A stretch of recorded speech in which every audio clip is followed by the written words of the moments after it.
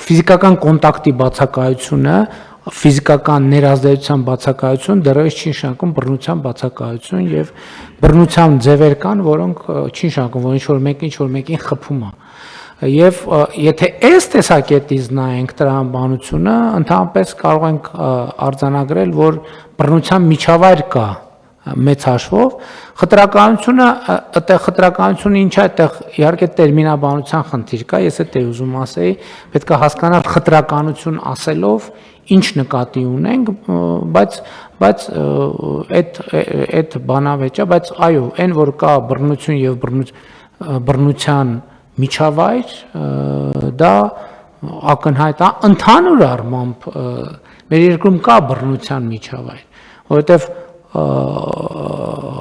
խոսքային վերբալ բռնությունն էլ է բռնություն, իսկ երբ որ տեսնենք այս առումով գնահատենք իրադրությունը, շատ բան կլինի, շատ ավելի տխուր պատկեր կստանանք, եւ բայց ես վերադառնալով հարցի մյուս հատվածին, երբ որ խոսում էի, որ տղաների կրթության նկատմամբ տղաների վերաբերմունքի ձևավորման մասին, արդյոք մենք պետքա նաև, ես օրինակ այդ բանը ինձ զարմացրել է միշտ, ես տենց էլ չեմ կարողանում հասկանամ, դա որտեղից է ծագում եւ ինչից է գալիս։ Փոքր տղաներին հայհոյանք սովորացնելու մշակույթը։ Ասենք որ մեկ էլ տանը հյուրեր են հավաքում, ասենք բանը, միջոցը ոնց որ մարդիկ նորմալ նստած շփում են, մեկ է արի, ասա դե բանին ինչ ես ասե, տատիկին ինչ ես ասե։ Ժողովուրդ կներեք, սա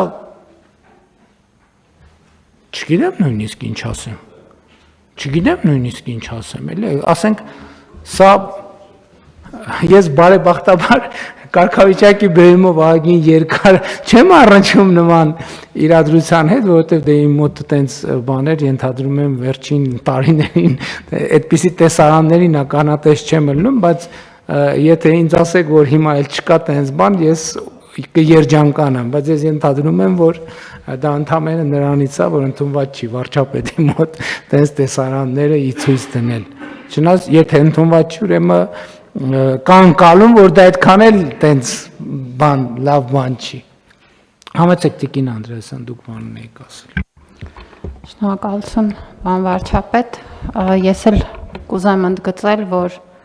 բացարձակ համաձայն չեմ պարոն Պապոյանի այն դիտարկման հետ, որ մեր հասարակության մեջ չկա գենդերային խտրականություն եւ կարծում եմ, որ մեր խնդիրների մի մասը սկսվում է նրանից, որ մենք մեր խոսքը սկսում ենք այդ բառերով։ Եվ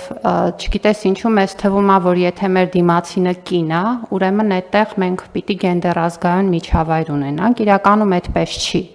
Եվ մեր ստերեոտիպերի մի մասը ուսուցանվում է հենց կանանց կողմից, կանանց նկատմամբ ու կանանց դեմ։ Եվ այդ խնդիրը գիտակցելն էլ է շատ կարևոր։ Եվ իրականում կանանց թիրախավորումը, այդ թվում հանրային, ակտիվորեն իրականացվում է այլ կանանց կողմից։ Եվ սա նշանակում է, որ ոչ թե սեռն է որոշում մարդը գենդերային առումով խտրական է թե ոչ, այլ դա որոշում է այդ մարդու համոզմունքների, դիրքորոշումների, պատկերացումների ամբողջությունը։ Ու այն, որ մեր դպրոցներում մեծ մասը ուսուցիչների կանայք են, ընդ որում դա այդպես է ոչ միայն Հայաստանում, այլ այդպես է ամբողջ աշխարհում։ Եվ մանկավարժական ոլորտը մեծամասամբ կանանցով է դպրոցներում իրականացվում։ Չնայած այստեղ էլ մենք ունենք փոփոխություններ ու մեր նոր ուսուցիչների շուրջ 16%-ը տղամարդիկ են, որովհետև եթե ուսուցչի աշխատավարձը վարձատրությունը մրցունակ է ու գրավիչ է, ինքը նաև դառնում է աշխատանքային ճիշտ Հարգելի գործընկերներ, ես կարծում եմ սա էլ այն դեպքերից է, որ մենք պետք է ի վերջո ուժ ունենանք ասելու, որ մենք որպես հանրություն այս թեմաների հետ կապված ունենք գիտելիքի պակաս, հասկանանք, պարզ գիտելիքի պակաս, որովհետև ինչա բռնություն, հա թվում է թե շատ պարզ հարց է, ինչա բռնություն, բայց պարզ հարց չի, որովհետև ես ասում եմ, ես հասուն տարիքում, շատ հասուն տարիքում եմ ինձ համար արձանագրել, այդ թվում ոչ թե այդ թվում, այլ բանի արդյունքում, այդ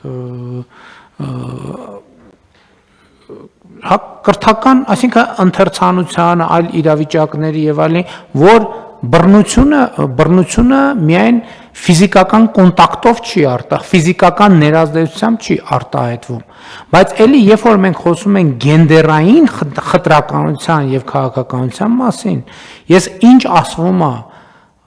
ընդունում եմ եւ ես դրա վրա եմ նաեւ ուզում մեր ուշադրությունը հրավիրել, որ մենք այդ թվում տարբեր քաղաքական նպատակահարմարություններով, բայց հիմա նաեւ խորը գիտակցելով կամ որոշակի օրեն գիտակցելով մենք կենտրոնացած ենք կանանց հետ կապված խնդիրների վրա, ես մեր ուշադրությունը հրավիրում եմ այն փաստի վրա, որ գենդերային չի նշանակում միայն կանանց, այլ սեռով պայմանավորված տղաների նկատմամբ էլ մենք ունենք բռնության շատ լուրջ, այն որ մանկասակ երեխային հայհոյանք են սովորացնում հարգելի գործընկերներ, դա բռնություն է, դա գենդերային խնդրականություն է, դա կարծրատիպերի որոշակի պարտադրանք է, եւ մեր երկրում կա այդպիսի երևույթ, որ պետք է կներեք սև շոր հագնես, ծիծակ կոշիկ հագնես եւ այլն, որովհետեւ դրանից դուրս արդեն բանա, կասեն ես ինչի ասենց։ Եվ դա բարեբախտաբար փոխվում է, բայց դա փոխվում է միայն կրթության շնորհիվ։ Դա հաղթահարելու ուրիշ ճանապարհ չկա, եւ մեր, եւ երեխաների, եւ հանրության, եւ միայն կրթության շնորհիվ, եւ սա ֆունդամենտալ խնդրեմ է։ Բայց ելի եմ ասում, ոնց որ մեր երկրում կա կարծրատիպեր, որ կանանց թույլ չեն տալիս աշխատել, մեր երկրում կան նույնպիսի կարծրատիպներ, որ տղաներին թույլ չեն տալիս սովորել։ Ես պետք է մենք խոստովանենք, ոնց որ կան կարծրատիպեր, որ կանանց չեն թողնում հանրային ակտիվություն ցուցաբերել եւ այլն, նույն կերպ կան կարծրատիպեր, որ քառակուսիից դուրս մտածել չի կարելի տղաներին, որտեվ ճիշտը մի հատ է, պետք է այդ ճշտի մեջ մտնել, որ ճշտից դուրս եկար, ուրեմն դու սխալ ես մտածում։ Եվ մենք չենք գիտակցում այս խնդրեմը, եւ այս խնդրեմը ոչ մեկը չի բերելու մեր օրակարգ, մեր ոչ մի միջազգային գործընկերներ գենդերային կանանց իրավունքները բերելու են, ինչը լավ է, շնորհակալ ենք, մենք արձագանքում ենք եւ լիարժեք սպասարկելու ենք այս օրակարգը, բայց եթե երկրորդ օրակարգը ոչ մեկ չի բերելու, մեր սեղանին չի դնելու, որովհետեւ դա մեր խնդրեմն է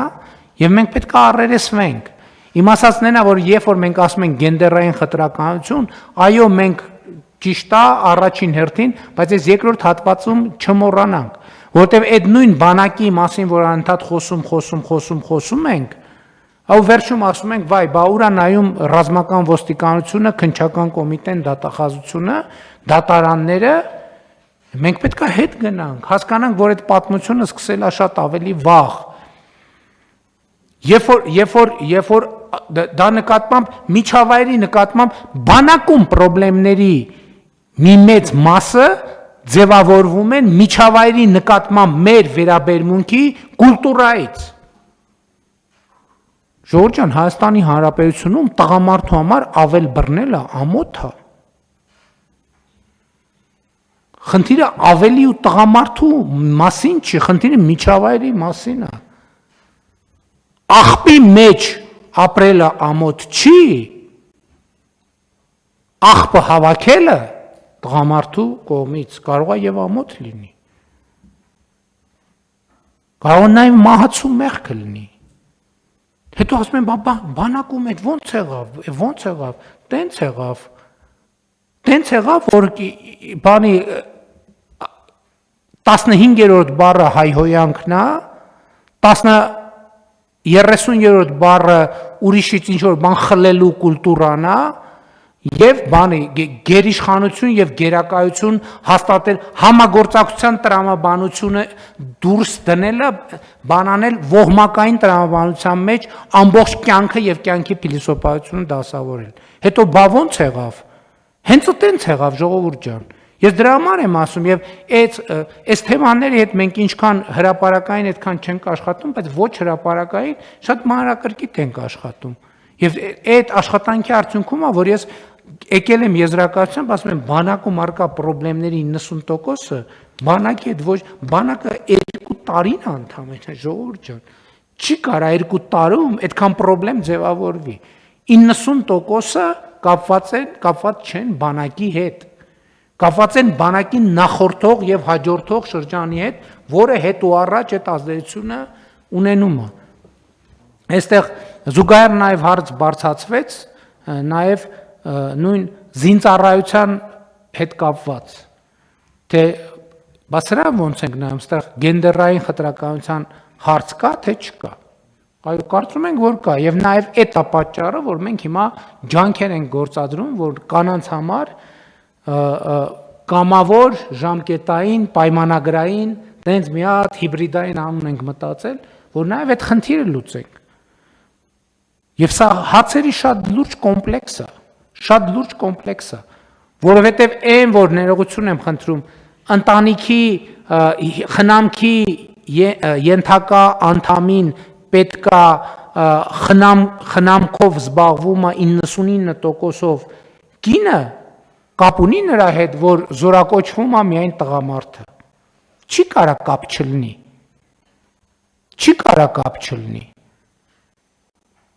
Եվ իմ ասածն է նա, որ խնդիրները շատ ավելի խորն են։ Եվ մենք այս խնդիրներին չպետք է նայենք բանից, այդ ինչա դրսի աշտարակներից, մենք մեր ներսում պետք է բավարար ուժ ունենանք առերեսվելու, հասկանալու ինչի ինչոց է, ինչի հետ է կապված, եւ ելի եմ ասում, մեր խնդիրների պետք է տեսնենք ինչպես է արտահայտվում մեր որոշումները մեր խնդիրների հետ, եւ ելի ուզում եմ այդ օրակարգի մասին խոսեմ։ Եվ ըստեղ էլ ընդ որում, երբ որ մենք այսպես ասած արտաքին բանից ենք, այսպես պայմանական ասած արտաքին պերիսկոպից ենք նայում մեր բաներին, թվում է թե այս ամբողջ խոսակցությունը մեր տրադիցիաների, մեր ինքնության դեմ է եւ իրականում մենք պետք է մեր ներքին բաներից, մեր ներքին դիտանկյունից նաև դիտենք, իհարկե նաև միջազգային կոնվենցիաները եւ գործակցությունը մեզ շատ օգնում է այդ հարցում, որովհետեւ երկրներ կան, որ այդ ճանապարհը անցել են։ Հա, մեզ էդ էլ է հաջորդ կարևոր հանգամանքը։ Մեզ թվում է, թե օրինակ են բերում շատ եվրոպական երկրներ, ասենք ոմանց թվում է, թե իրանք տենց միջնադարից սկսած այս նույն ձևի են եղել, ոչ, այդպես չի։ Այս բոլոր երկրները այս նույն բան ճանապարհը անցել են, այս նույն խնդիրներն ունեցել են, բոլոր երկրները։ Եվ սա էլ է շատ կարևոր առանձնահատկություն եւ ընդգծում։